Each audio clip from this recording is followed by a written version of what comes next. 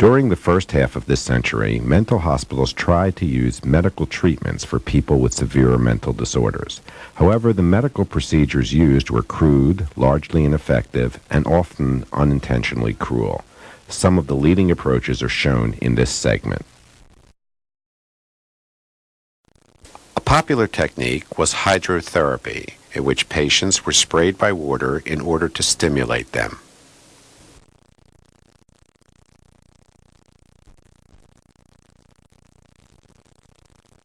The wet pack consisted of packing, that is, wrapping, patients in wet sheets.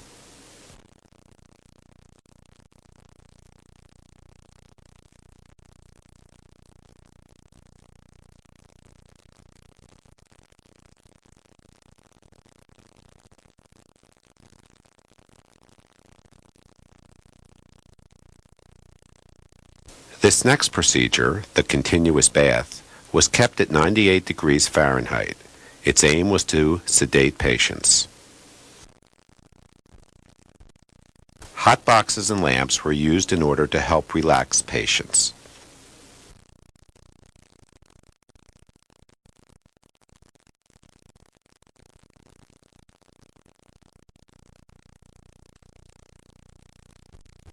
A predecessor to electroconvulsive therapy was insulin therapy, although this approach was more dangerous and less effective than ECT has since become. Insulin therapy was developed by Viennese physician Manfred Sackel. It was used primarily on patients with schizophrenia. The idea was to give patients insulin, which would make their blood sugar drop.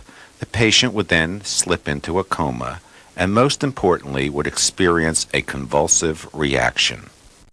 One form of reaction brought about by insulin therapy was called wet shock because it included profuse sweating and drooling, as seen here.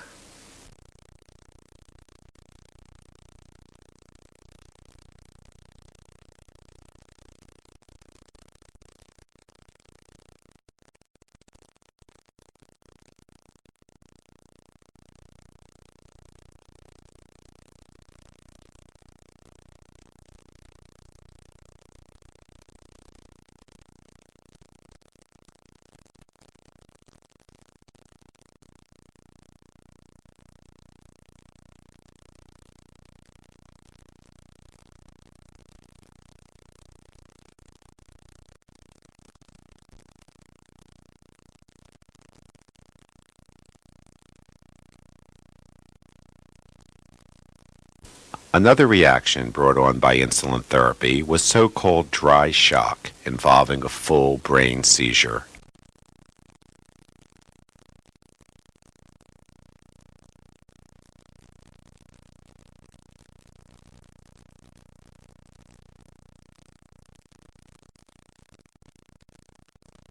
Glucose, given by nasal tube or by injection, was needed to bring patients out of their insulin-induced coma.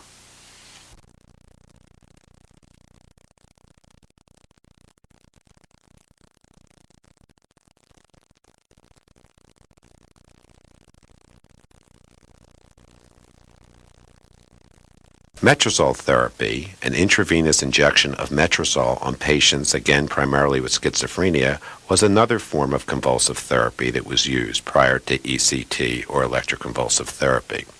It was developed by Hungarian physician Vanislav Meduna, and the intravenous injection of metrosol typically produced grand mal type seizure.